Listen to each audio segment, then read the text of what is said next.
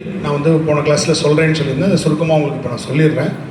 அம்மையப்பராக பார்க்கின்ற ஒரு அற்புதம் வடிவம், பார்க்கின்ற உலக உயிர்கள் எல்லாம் அம்மையப்பராக தோற்றமளிக்கும். எப்போ அப்படின்னா, இறைவனுடைய திருவடி பேரு, இறைவனுடைய திருவடியை பார்த்த கண்கள் பார்க்கின்ற உயிர்கள் எல்லாத்தையும் சமமாக பார்க்கும், அம்மையப்பராக பார்க்கும். இப்போ நம்ம ஒருத்தர் மேலே தெரியாமல் கால் பட்டுச்சுன்னா ஏன் தொட்டு வணங்குகிறோம்?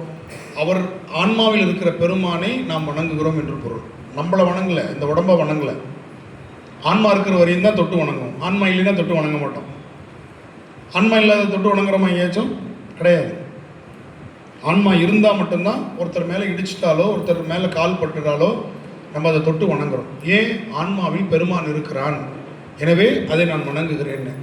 வணங்குனா நீ தானே என்னை இடித்த, நீ தான் வணங்கணும்னு இருக்கக்கூடாது. வணங்குன அவரை நாம் திருப்பி வணங்கணும். இதுதான் நம்முடைய பண்பாடு. அவர் நம்மளை தொட்டு வணங்கினதுக்கப்புறம் நம்மளும் அவரை வணங்கணும். பரவாயில்ல, இருக்கட்டும் அப்படின்னு. ஏன்? அவருக்குள்ளே இருக்கிறது ஆன்மா தானே, அந்த ஆன்மாக்குள்ளேயும் பெருமான் இருக்கிறான்னு நினைக்கணும்ல. அதனால் நம்ம வணங்குவது என்பது ஒருவருடைய ஒன்வே ப்ராசஸ் அல்ல, அது டூவே ப்ராசஸ்ன்னு மறந்துடக்கூடாது. அதுவும் அது ரெண்டுமே ஒரே நேரத்தில் நிகழும். அவர் வணக்கம் வச்சா நம்ம வணக்கம் வைப்போம், இல்லைன்னா அப்படியே நம்ம திருப்பிட்டு போயிடலாம் அப்படின்னு நினைக்கிறது இல்லை.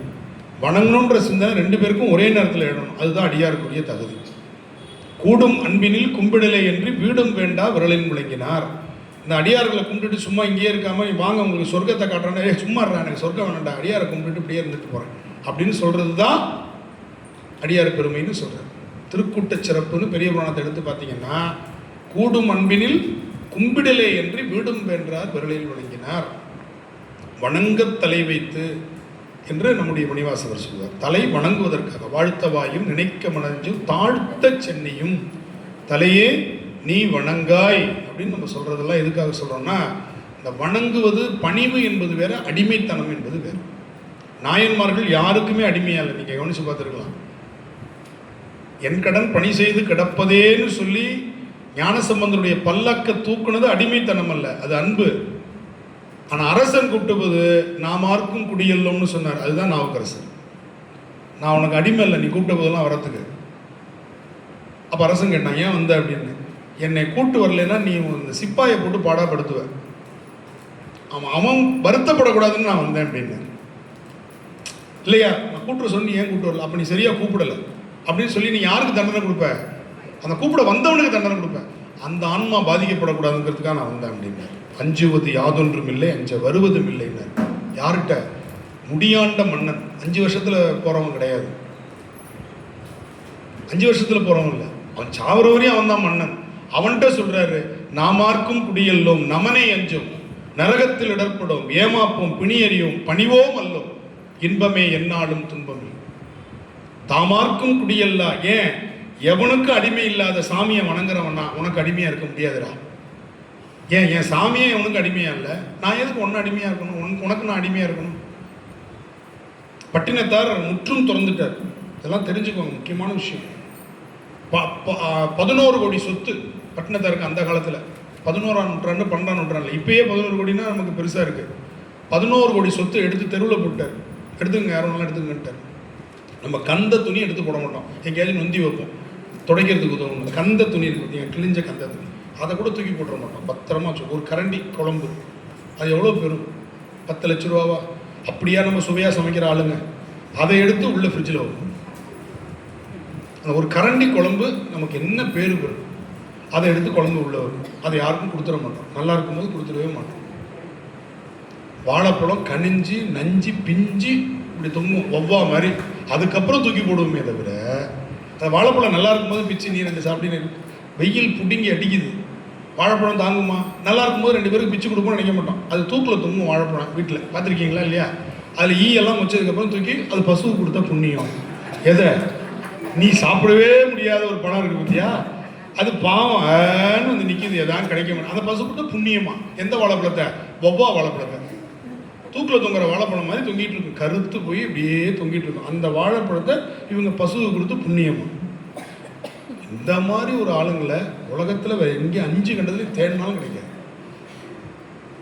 ஆனால் 11 கோடி சொத்தை தூக்கி தெருவில் போட்டு ஓட்டாண்டியா கோமனாண்டியா கிளம்பிட்டார். வெறும் கோமணத்தை மட்டும், மானத்தை மறப்பதற்கு ஒரு கோமணம் கட்டிட்டு வெளியில் போய் நேராக சுடுகாட்டுக்கு பக்கத்தில் ஒரு மண்டபத்தில் உட்காந்துட்டார். அந்த நாட்டு மன்னன் கேள்விப்பட்டான். பதறி போயிட்டான். ஏன்னா மன்னனுக்கு கை காசு மாச கடைசியாக இருக்குன்னா பட்டினத்தாட்ட கடன் வாங்கிப்பான். அவ்வளோ பெரிய பணக்காரர் அவர். புரியுதா? மன்னனுக்கு பிறந்த நாள்னா பட்டினத்தார் என்ன கிஃப்ட் கொடுப்பாருன்னு மன்னன் ஆன்னு வாயை பிளந்து காத்திருப்பான். அவ்வளவு வேல்யூபிளான கிஃப்ட் ஒவ்வொரு பிறந்த நாளைக்கும் சோழ மன்னனுக்கு கொடுத்தவர் யாரு? பட்டினத்தார். அவர் இப்படி ஸ்பான்சர், நம்முடைய ஸ்பான்சர் இப்படி உட்காந்துருக்காருன்னே மன்னன் பதறி வரான். வந்து பட்டினத்தாரை பார்க்குறான். இவர் குத்துக்கால் வச்சுக்கிட்டு இப்படி கோமநாட்டியாக உட்காந்துருக்காரு. அப்போ மன்னன் வணங்கி, என்ன இப்படி ஆயிட்டீங்க நீங்கள், இதில் உங்களுக்கு என்ன சுகம் கிடைச்சதுன்னாரு. நீ இந்த நாடானும் மன்னன் நின்றுக்கிட்டு கேள்வி கேட்குற, நான் உட்காந்து பதில் சொல்கிறேன் பத்தியா. இதே நான் பட்டினத்தாரா இல்லாமல் திருவெண்காடராக இருந்தால், ஐயா வணக்கம் வாங்கயான்னு கூழ கும்பிடு போட்டு உங்களுக்கு பாத பூஜை பண்ணி மன்னன் வந்திருக்காரு அப்படின்னு சொல்லிட்டு வீட்டில் இருக்கிற எல்லா துணிமணி எல்லாத்தையும் எடுத்து நம்ம யாராவது கெஸ்ட் வந்துட்டாங்கன்னா அங்கங்கே நொந்தி வைப்போம் பாருங்கள். அதுக்கப்புறம் புதிய பொருள் ஆராய்ச்சியில் தான் அதெல்லாம் தேடி கிடைக்கும். திடீர்னு நம்ம யார் வீட்டுக்காக போனோம்னு வச்சுக்கோங்க, தட்டா முட்டான்னு அந்த வீட்டில் பார்த்தீங்கன்னா அசாம் வெள்ளம் மாதிரி ரேணும். தட எல்லாத்தையும் அங்கங்கே டக்குன்னு ஒரு பிள்ளையை தூக்கி ஒழிச்சு வச்சுருவாங்க. மறந்து போய் அதை தேடிட்டு இருப்பாங்க. அது அம்மா நான் இப்போ வீரர்கள் அலமாரி கொள்ளிருக்கேன், ஏன்னா அவசரம். அதனால தான் நான் கவலைப்படுறதில்லை. எல்லார் வீட்லையும் அப்படி தான் இருக்கும். நீங்கள் பதட்டப்படாமல் இருங்க. புரியுதா? சும்மா நடக்கிறது கொஞ்சம் ஒதுக்கி கொடுங்க, வந்துடுறேன் வீட்டுக்குள்ளே அப்படின்னு நான் சொல்லிடுறது. அது மாதிரி நம்ம கடை வீட்டை க்ளீன் பண்ணுறோன்னு இப்போ பெட்டு கடியில் தள்ளுவோம், அது கடியில் தள்ளுவோம், அங்கே மேலே சொருவி வைப்போம். திறந்தோம்னா அப்படி நமக்கு வீடு இருக்கும். அந்த மாதிரி பதட்டப்படுவோம். ஆனால் நான் பட்டினத்தார் ஆகிட்டேன் இல்லையா, துறவி ஆனதுக்கப்புறம் நான் உன்கிட்ட உட்காந்து பேசிகிட்டு இருக்கேன். மன்னன்ட்டு அப்படி பேச முடியுமா அப்படின்னார. மன்னன் வணங்கி, நீங்கள் மிகப்பெரிய ஞானின்ட்டு போயிட்டான். நீ என்னை தண்டிக்க முடியுமா? என்ன பண்ணுவேன்? ஜெயிலில் போய் அங்கே வந்து உட்காந்துக்கிறேன். இதுக்கு மேலே என்கிட்ட பிடுங்கிறதுக்கு என்ன இருக்கு? இங்கே உட்காரதுக்கு ஜெயிலில் உட்காந்துக்கிறேன். இங்கே இருந்தாலும் எனக்கு சிவமந்திரம் தான், அங்கே போனாலும் சிவமந்திரம் தான்.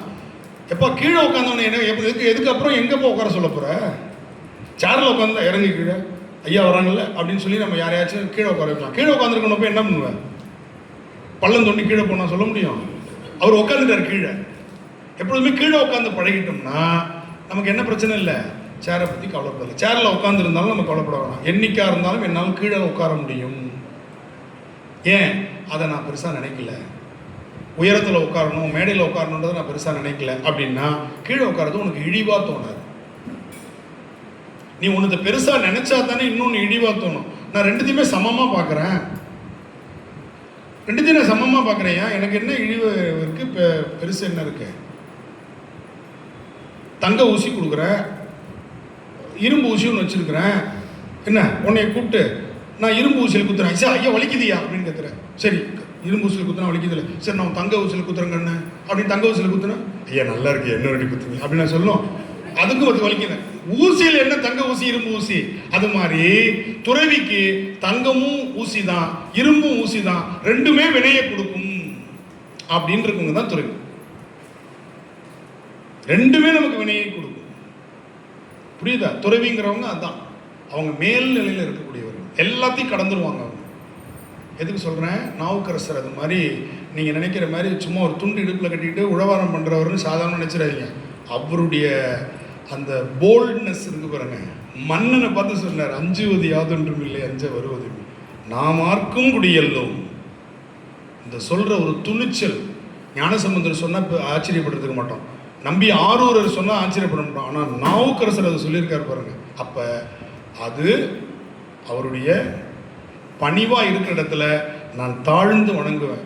ஆனால் என்னுடைய தன்மானத்துக்கு இடையூறு வரும் பொழுது நான் நிமிர்ந்து விடுவேன். அதுதான் அடியார் பெருமக்கள். தன்மானத்தை இழந்து பணிவாக இருக்க சொல்லலை அவங்கள. புரியுதா? தன்மானம்ங்கிறது முக்கியம். அது அடியாராக இருந்தாலும் மனிதனாக இருந்தாலும் யாராக இருந்தாலும் தன்மானம் என்பது முதல்ல. ஆனால் ஒரு அடியார் நம்மளை வணங்கிட்டாங்க அல்லது நம்ம ஒரு அடியாரை பார்த்துட்டோம் அப்படின்னா உடனடியாக அவர்களை நாம் வணங்கி விடுவோம். சரியா? இதுதான் நமக்கு சைவம் காட்டுகிறது. சரி, இப்போ இந்த 2 பாட்டையும் நம்ம பார்த்துட்டோம்.